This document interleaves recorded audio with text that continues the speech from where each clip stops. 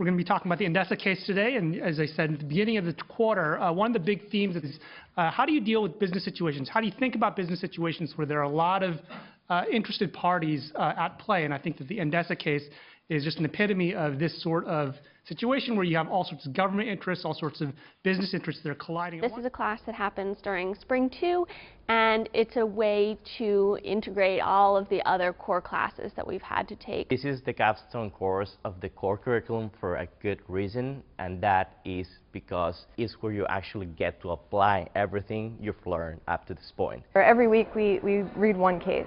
And then that case is split out into 2 kind of core competencies. Unlike a lot of the case studies that other schools do, it is just basically limitless information. So it has links to the actual company's websites, to all their financial documents going back however long they exist. In the real world, you would never just get a packet of 12 pages and the answer is in there somewhere. If you have a merger between 2 companies that affects multiple EU member states, because they have a sufficiently large presence in multiple EU member states, then jurisdiction for merger reviews at the level of the European Union as a whole.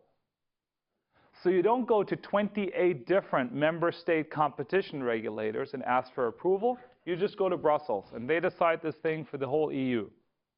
Okay? Even if the 2 companies are from 1 member state. The Endesa case was a deep dive into really the purchasing of or the bid to purchase a energy company in Spain. The professor that's teaching it, Professor David Bach, this is something that he's studied for a long time. He's from Germany, studied for a long time in Spain, and so he has very deep knowledge of the companies behind it and the political situation. His lectures have just been invaluable. There are different professors in the classroom every day. The class is always changing, and you don't get to relax.